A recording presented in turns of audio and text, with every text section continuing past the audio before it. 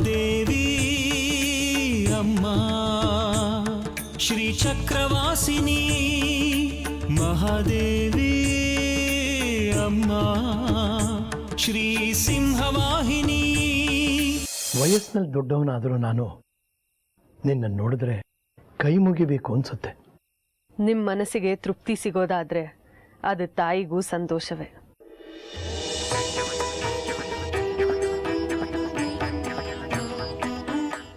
ನನಗೆ ನೀನು ಮಹಾ ತಾಯಿ, ಜಗಜ್ಜನನಿ ಹಾಗೆ ಕಾಣ್ತಾ ಇದ್ದೀಯ.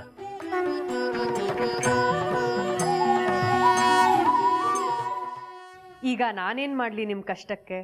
ಏಯ್, ಕಣ್ಣಾರೆ ಕಂಡ್ರು ಕೇಳ್ತಿದ್ಯಲ್ಲ, ಬಾ ಕಾಲೊತ್ತು. ಅಮ್ಮ,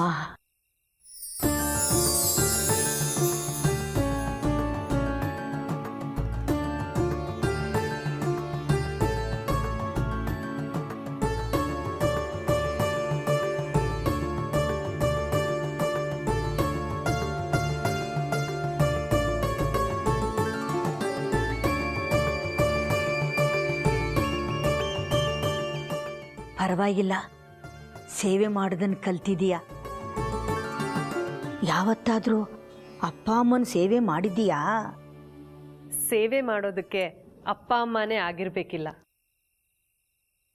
ನಾವು ಆ ಮಹಾತಾಯಿನ ಬೇಡ್ಕೋತೀವಿ, ಆದ್ರೆ ಅವಳು ನಮ್ಮ ತಾಯಿ ಅಲ್ಲ ಅಲ್ವಾ?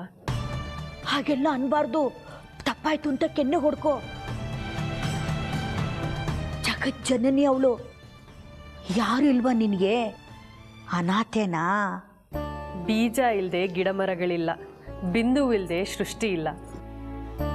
ನನಗೂ ತಂದೆ, ತಾಯಿ, ಬಂಧು ಬಳಗ ಎಲ್ಲರೂ ಇದ್ದಾರೆ. ಈಗ ನಿಮಗೆ ಸೇವೆ ಮಾಡ್ತಾ ಇದ್ದೀನಿ, ನೀವೇ ನನಗೆ ತಾಯಿ. ಪರವಾಗಿಲ್ಲ, ನೀನು ಆಗಾಗ ನನಗಿಷ್ಟ ಆಗ್ತೀಯ ಇಂಥ ಮಾತುಗಳನ್ನ ಆಡಿದಾಗ.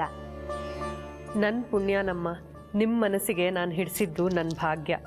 ಹಿಂಗಂದೆ ಅಂತ ನಾಳೆ ತಿಂಡಿ ಊಟ ಮಲಗೋಕೆ ಅಂತ ನೆಪ ಹೇಳ್ಕೊಂಡು ಇಲ್ಲೇ ಜಾಂಡ ಊರ್ಬೇಡ. ಬೆಳಗ್ಗೆ ಅದೇನ್ ಪಾಠ ಹೇಳ್ಕೊಡ್ತೀಯೋ ಹೇಳ್ಬಿಟ್ಟು ಹೊರಟು ಬಿಡು. ಆಗ್ಲಮ್ಮ, ನಿಮಗೆ ನಾನಿಲ್ಲಿರೋದು ಇಷ್ಟ ಇಲ್ಲ ಅಂದ್ರೆ ನಾನಿಲ್ಲಿರಲ್ಲ. ಈಗ ನನ್ನ ಚಿಂತೆ ಬಿಡಿ. ಸರಿ ಸರಿ, ಮಾತಾಡಿದ್ ಸಾಕು, ಕಾಲೊತ್ತು. ಕಲ್ಯಾಣದಾತ್ರಿ ಕಮನೀಯ ತನೂಲತೆ ತ್ವಾಂ ಕಂ ಚಾಪಿ ಕಾಲಮನುಚಿಂತ್ಯ ಹೃದಯ ಮಧ್ಯೆ ಕಾಮಂ ಪ್ರಹರ್ಷ ಭರಿತೇನ ಮಯಾ ತವಾದ್ಯ ಪುಷ್ಪಾಂಜಲಿಶ್ಚರಣಯೋದಯಮಂಬಕೀರ್ಣಃ.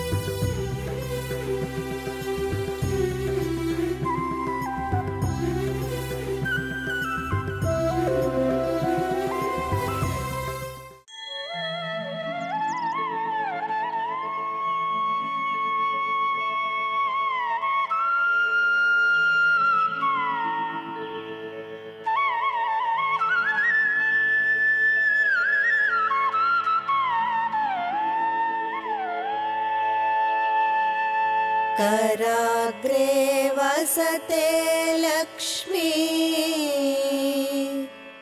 करमध्ये सरस्वती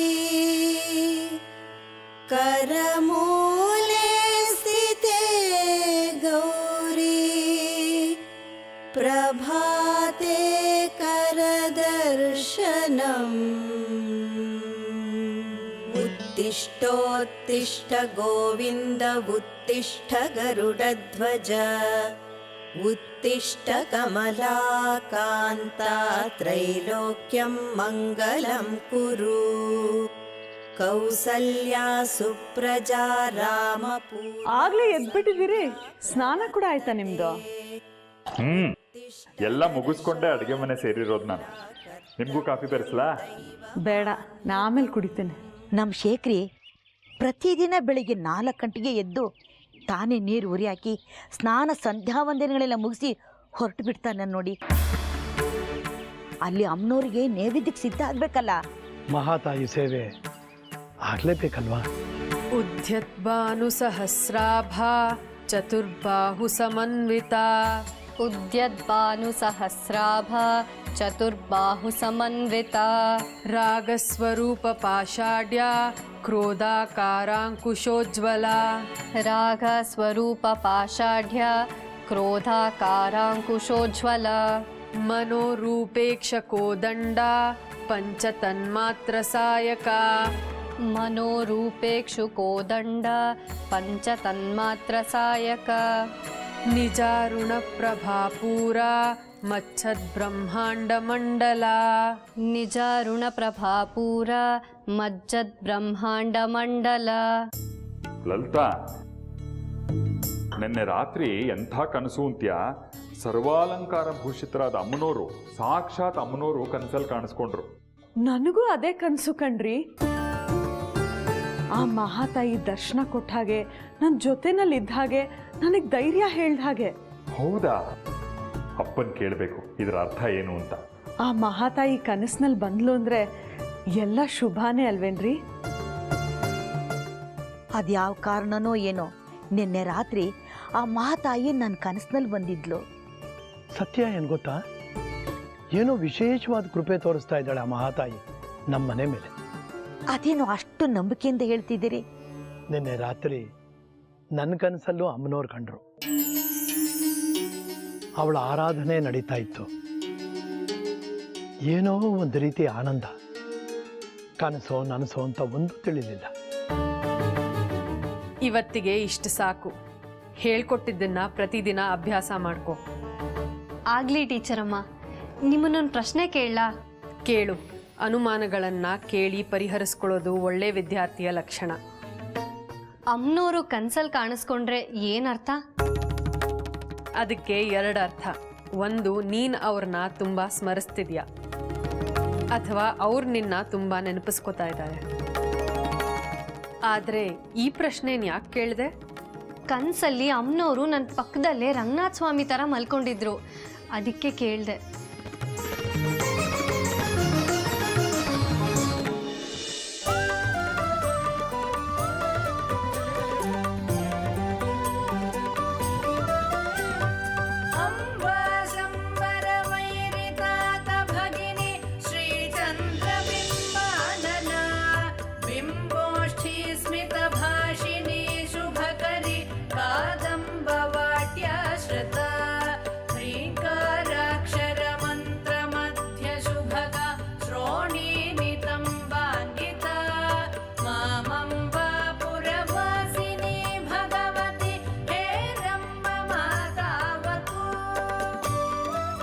ನೀವು ನಮ್ಮ ಮನೆಗೆ ಬಂದಿದ್ದು ಒಳ್ಳೇದಾಯ್ತು.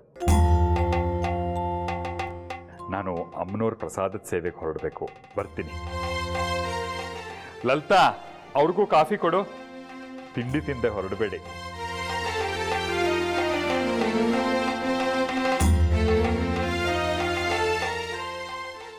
ಮುಗೀತಲ್ಲ ನೀನು ಬಂದ ಕೆಲಸ. ನೀನು ಬಂದು ಮಾಡಿದ ಉಪಕಾರಕ್ಕೆ ದೊಡ್ಡ ನಮಸ್ಕಾರಗಳು. ಇನ್ನೇನು ಬಸ್ ಬಂದ್ಬಿಡುತ್ತೆ, ಹೊರಟು ಬಿಡು. ತಿಂಡಿಗೆ ಅಂತ ನೀನೇನಾದ್ರೂ ಇಲ್ಲಿ ನಿಂತ್ರೆ ಬಸ್ ತಪ್ಪೋಗ್ಬಿಡುತ್ತೆ.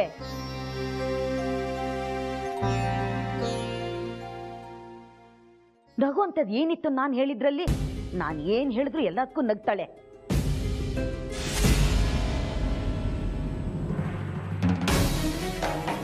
ರಾಜಮಾತೆ ರಾಜಲಕ್ಷ್ಮಿ ಅವರೇ,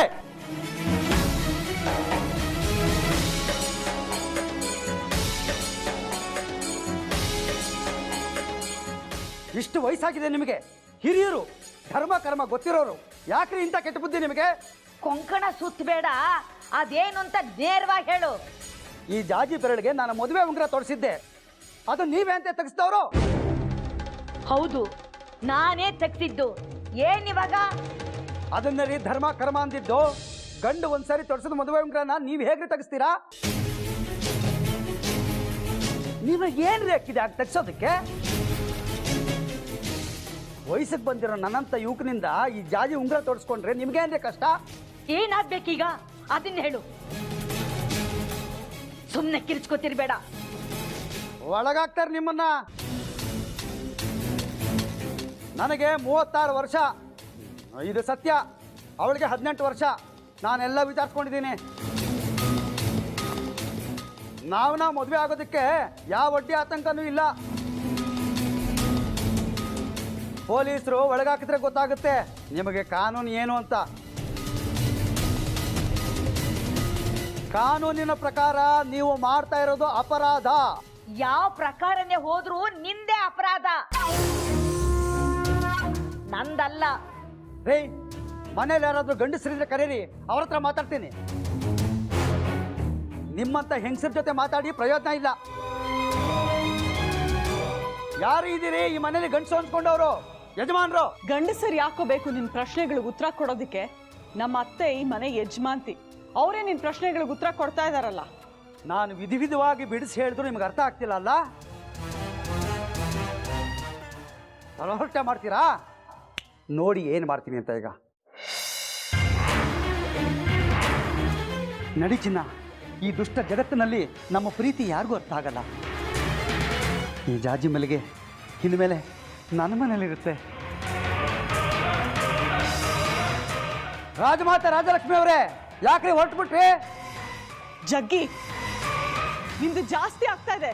ನೀನ್ ಇಲ್ಲಿಂದ ಹೊರಡ್ಲಿಲ್ಲ ಅಂದ್ರೆ ನಾ ಏನ್ ಮಾಡ್ತೀನೋ ನನ್ಗೆ ಗೊತ್ತಿಲ್ಲ. ಓಹೋ, ಹೆಂಗಸರು ಅಂತ ಸುಮ್ಮನೆ ಇದ್ರೆ ಜಾಸ್ತಿ ಆಯ್ತು ನಿಮ್ದು.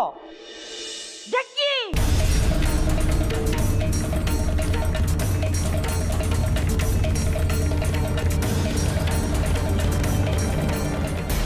ನನಗೆ ಗೊತ್ತಿತ್ತು ಯಾವುದೋ ಒಂದು ಹೊತ್ತಿನಲ್ಲಿ ನಮ್ಮನೆಗೆ ಬಂದೇ ಬರ್ತೀಯಾ, ರಂಪಾಟ ಮಾಡ್ತೀಯಾ ಅಂತ.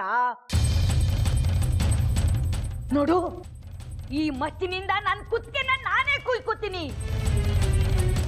ಚೀಟಿ ಬರ್ದಿಟ್ಟಿದ್ದೀನಿ, ನನ್ನ ಸಾವಿಗೆ ನೀನೇ ಕಾರಣ ಅಂತ. ಆಗ ಪೊಲೀಸ್ನವ್ರು ಬಂದು ನಿನ್ನ ಎಳ್ಕೊಂಡು ಹೋಗ್ತಾರೆ. ಸಾಯೋವರೆಗೂ ನೀನು ಜೈಲ್ನಲ್ಲಿ ಕೊಳಿಬೇಕಾಗತ್ತೆ. ಕರ್ಕೊಂಡು ಹೋಗ ಈಗ ಅವಳನ್ನ.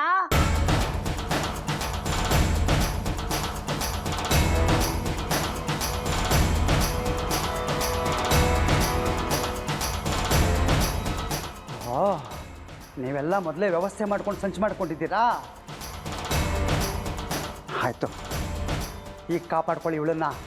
ಇವಳೇನು ಮನೆಯಿಂದ ಆಚೆನೆ ಬರಲ್ವಾ? ಆವಾಗ ತಕೊಂಡು ಹೋಗ್ತೀನಿ ಇವಳನ್ನ.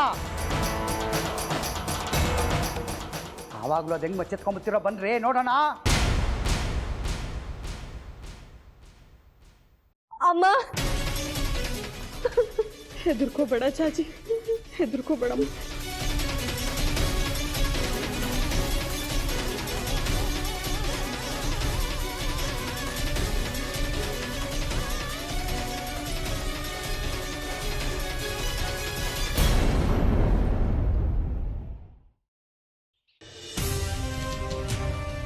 ವಿದ್ಯಾ, ಜಗ್ಗಿ ಮನೆಗೆ ಬಂದಿದ್ದ. ದಾರಿಯಲ್ಲಿ ನೋಡ್ದೆ. ಏನ್ ಹೇಳ್ದ? ನಾನೇನು ಕೇಳೋದಕ್ಕೆ ಹೋಗಿಲ್ಲ ಅಮ್ಮ. ಮನೆಗೆ ಬಂದು ಇವಳನ್ನ ಎಳ್ಕೊಂಡು ಹೋಗೋದಕ್ಕೆ ನೋಡ್ದ. ನಿಮ್ಮ ಅಜ್ಜಿ ಸರಿಯಾಗಿ ಬುದ್ಧಿ ಕಲ್ಸಿದ್ದಾರೆ. ಸರಿ ಆಯ್ತಲ್ಲ ಬಿಡು, ನಂಗೆ ಲೋಟ ಕಾಫಿ ರೆಡಿ ಮಾಡು. ಇವಳು ಅಷ್ಟಕ್ಕೆ ಹೆದರ್ಕೊಂಡು ಊರಿಗೆ ಹೋಗ್ತೀನಿ ಅಂತ ಇದ್ದಾಳೆ. ನೀನ್ ನಿಮ್ ಚಿಕ್ಕಪ್ಪಂಗೆ ಸ್ವಲ್ಪ ಚುರುಕು ಮುಟ್ಸೋ. ಇನ್ ಯಾವತ್ತೂ ಅವನು ಇವಳು ತಂಟೆಗೆ ಬರಬಾರ್ದು. ಯಾರು ಸಬ್ರಿ ನಮ್ಗೆ ಯಾಕಮ್ಮ? ಏನೋ ಹೀಗಂತೀಯಾ? ಅವ್ರವ್ರ ಜವಾಬ್ದಾರಿನ ಅವ್ರವ್ರಿಗೆ ಬಿಡ್ಬೇಕಮ್ಮ. ಒಡ ಹುಟ್ಟಿದ ಅಕ್ಕನ್ನೇ ಉಳಿಸ್ಕೊಳಕ್ಕಾಗ್ಲಿಲ್ಲ ನನ್ನ ಕೈಲಿ. ಇನ್ನು ಈ ಹುಡುಗಿ ಯಾರೋ ಏನೋ ಮತ್ತೊಂದು ತಲೆನವನ್ನ ತಲೆ ಕಟ್ಕೊಳ್ಳೋದು ಬೇಡ. ಕಳಿಸ್ಬಿಡು ಅವ್ರ ಊರಿಗೆ. ವಿದ್ಯಾ, ನೀನಾಯಿ ಮಾತಾಡ್ತಿರೋದು? ಮನೆಯವರೆಲ್ಲ ಒಪ್ಕೊಂಡಿದೀವಿ ಇವಳು ನಮ್ಮ ಮಗಳು ಅಂತ. ಇವಳ ದೇಹದಲ್ಲಿ ನಮ್ಮ ಮಗಳ ಆತ್ಮ ಇದೆ ಕಣೋ. ಅದನ್ನ ಕಾಪಾಡ್ಕೋಬೇಕಾದ್ದು ನಮ್ ಜವಾಬ್ದಾರಿ ಅಲ್ವಾ? ಒಬ್ಬ ಮಗಳನ್ನಂತೂ ಕಳ್ಕೊಂಡ್ವಿ, ಇವಳನ್ನಾದ್ರೂ ಕಾಪಾಡ್ಕೋಬೇಕಲ್ವಾ? ಅಮ್ಮ, ನಿಮಗೆಲ್ಲ ಹಂಗೆ ಅನ್ಸಿರ್ಬೋದು, ಆದರೆ ನನಗೆ ಆ ಭಾವನೆ ಇಲ್ಲ. ಯಾರೋ ಏನೋ ಗೊತ್ತಿಲ್ಲದೆ ಇರೋ ಹುಡುಗಿಗೋಸ್ಕರ ನಾವು ಮನೆಯವರೆಲ್ಲ ಯಾಕೆ ಎಲ್ಲರ ಹತ್ರನೂ ಶೂರ ಮಾಡ್ಕೋಬೇಕು? ಜಗ್ಗಿ ಚಿಕ್ಕಪ್ಪನ ನಾವ್ ಯಾಕೆ ಎದುರಾಕೋಬೇಕು? ಸರಿ ಇಲ್ಲ ನಿನ್ ಧೋರಣೆ. ನಿನ್ನಿಂದ ಇವಳನ್ನ ರಕ್ಷಣೆ ಮಾಡೋದಕ್ಕಾಗತ್ತೋ ಇಲ್ವೋ ಹೇಳು. ಈ ಹುಡುಗಿ ಬಗ್ಗೆ ನಾನು ಯಾವುದೇ ಜವಾಬ್ದಾರಿನೂ ವಹಿಸ್ಕೊಳ್ಳಲ್ಲ. ನೋಡಮ್ಮ, ನಿನ್ನ ನಿರ್ಧಾರ ಸರಿಯಾಗೇ ಇದೆ. ನೀನು ನಿಮ್ಮೂರಿಗೆ ಹೋದ್ರೆ ನಿನಗೂ ನೆಮ್ಮದಿ, ನಮಗೂ ನೆಮ್ಮದಿ.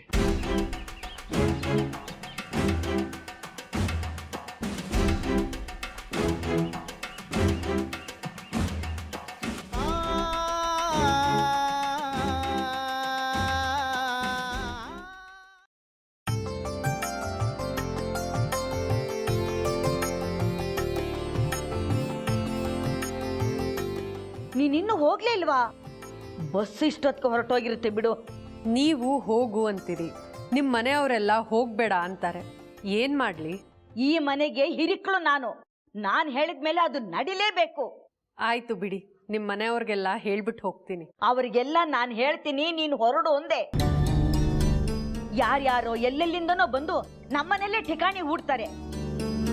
ಜಾಜಿಗೆ ಪಾಠ ಹೇಳ್ಕೊಡ್ತೀನಿ ಅಂತ ಬಂದು ನೀನು ನಮ್ಮನೆಲ್ಲೇ ಪಾದ ಊಟಕ್ಕೆ ನೋಡ್ಬೇಡ. ಆಮೇಲೆ ನಿಮ್ಮನೆಯವರೆಲ್ಲ ನಿಮ್ಮ ಮೇಲೆ ಸಿಟ್ಟು ಮಾಡ್ಕೊಂಡ್ರೆ? ನನಗೆ ಗೊತ್ತಿಲ್ಲ. ನಿಮ್ಮ ಮಗ ತಿಂಡಿ ತಿನ್ಕೊಂಡು ಹೋಗಿ ಅಂತ ಹೇಳಿದ್ದಾರೆ. ನಿಮ್ಮ ಯಜಮಾನ್ರು ನನ್ನನ್ನು ನೋಡಿದ್ರೆ ಅದೇನೋ ನೆಮ್ಮದಿ ಭಾವ ಅಂತಾರೆ. ನಿಮಗೆ ಮಾತ್ರ ನನ್ನ ಕಂಡ್ರೆ ಯಾಕಾಗಲ್ಲ? ಅದೇ ನನಗೂ ಬೇರೆಯವ್ರಿಗೂ ಇರೋ ವ್ಯತ್ಯಾಸ. ನನ್ನ ಅನುಭವ ಅವರುಗಳಿಗಿಲ್ಲ. ನನ್ನ ಅನುಭವದಲ್ಲಿ ನಿನ್ನಂಥವ್ರನ್ನ ಬೇಕಾದಷ್ಟು ನೋಡಿದ್ದೀನಿ. ಒಳ್ಳೆಯವ್ರು ಯಾರು ಕೆಟ್ಟವ್ರು ಯಾರು ಅಂತ ಅವ್ರ ಮುಖ ನೋಡೇ ಹೇಳ್ತೀನಿ. ಹಾಗಾದ್ರೆ ನಾನು ಕೆಟ್ಟವಳ? ಪೂರ್ತಿ ಕೆಟ್ಟವಳೇನು ಅಲ್ಲ, ಆದ್ರೂ ನಿನ್ನ ಜವಾಬ್ದಾರಿ ನಮ್ಮ ಮೇಲೆ ಪೂರ್ತಿ ಅಂಟ್ಕೊಳ್ಳುತ್ತೋ ಅಂತ ಆತಂಕ. ನೀನೇ ಹೇಳ್ದಂಗೆ ನಿನಗೆ ಹಿಂದಿಲ್ಲ ಮುಂದಿಲ್ಲ. ಇನ್ನು ದುರ್ಗಾ ಸಪ್ತಾಹ ಬೇರೆ ಶುರುವಾಗುತ್ತೆ. ಆಗ ಮನೆ ತುಂಬ ಜನ. ಅಂತಹ ಸಮಯದಲ್ಲಿ ನಾವು ನಿನ್ನ ಕಡೆ ಗಮನ ಕೊಡಕ್ಕಾಗಲ್ಲ. ಆಗ ನಿನಗೆ ಬೇಜಾರಾಗತ್ತೆ. ಅದಕ್ಕೆಲ್ಲ ಯಾಕಮ್ಮ ಅವಕಾಶ ಕೊಡಬೇಕು? ನಾನು ಇದನ್ನೆಲ್ಲ ಹೇಳ್ತಿರೋದು ನಿನ್ನೊಳ್ಳೇದಕ್ಕೆ, ಅರ್ಥ ಮಾಡ್ಕೋ.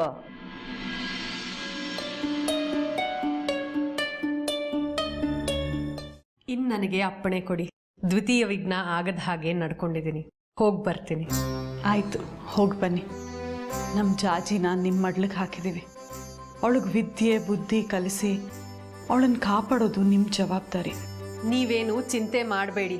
ನಿಮಗೆ ಜಾಜಿ ಹೇಗೆ ಮಗಳೋ ಹಾಗೆ ನನಗೂ ಅವಳು ಮಗಳೇ. ಟೀಚರ್ ಅಮ್ಮ, ಈಗ ನೀವು ಎಲ್ಲಿ ಹೋಗ್ತಿರೋದು? ಇನ್ನೆಲ್ಲಿಗೆ? ಅವ್ರ ಮನೆಗೆ. ನಿನ್ನೆನೆ ಹೊರಟಿದ್ರಲ್ಲ, ನಾವು ತಡೆದ್ವಿ. ಈಗ ಅವ್ರ ಊರಿಗೆ ಹೊರಟಿದ್ದಾರೆ. ಹೌದಾ? ಯಾಕಮ್ಮ? ನಾನೀಗ ದೇವಸ್ಥಾನಕ್ಕೆ ಹೋಗಿ ಗುಡಿಸಿ ಸಾರಿಸಿ ರಂಗೋಲೆ ಹಾಕಬೇಕು. ಆ ಜಗ್ಗಿ ಅವ್ರು ನೋಡಿದ್ರೆ ನಾನು ಹೊರಗೆ ಹೋದರೆ ನನ್ನನ್ನು ಹೊತ್ಕೊಂಡು ಹೋಗ್ತೀನಿ ಅಂತ ಹೇಳಿ ಹೋಗಿದ್ದಾರೆ. ನನಗೆ ತುಂಬ ಹೆದರಿಕೆ ಆಗ್ತಿದೆ, ಆದರೆ ದೇವಸ್ಥಾನಕ್ಕೆ ಹೋಗಲೇಬೇಕು. ನಮ್ಮ ವಿದ್ಯಾನೂ ಯಾಕೋ ಇವಳ ಜೊತೆ ಅಷ್ಟು ಒಗ್ತಾ ಇಲ್ಲ. ಆ ಜಗ್ಗಿ ಮನೆಗೆ ಬಂದು ಹೋದಾಗಿಂದ ನನಗೂ ತುಂಬ ಚಿಂತೆ ಆಗಿದೆ. ಟೀಚರ್ ಅಮ್ಮ, ನಿಮಗೇನು ತೊಂದರೆ ಆಗಲಿಲ್ಲ ಅಂದರೆ ನನ್ನ ದೇವಸ್ಥಾನದ ಕೆಲಸ ಮುಗಿಯೋವರೆಗೂ ನನ್ನ ಜೊತೆಲೇ ಇರ್ತೀರಾ? ಆಯಿತು, ನಾನು ನಿನ್ನ ಜೊತೆ ನಿನ್ನ ಕೆಲಸ ಮುಗಿಯೋವರೆಗೂ ದೇವಸ್ಥಾನದಲ್ಲೇ ಇರ್ತೀನಿ. ಈಗ ಹೊರಡೋಣ, ನಡಿ. ಹಬ್ಬ, ಈಗ ನಂಗೆ 100 ಆನೆ ಬಲ ಬಂದಂಗಾಯ್ತು. ಇನ್ನೇನು ಹೆದರಿಕೆ ಇಲ್ಲ. ನಡೀರಿ ಹೋಗೋಣ.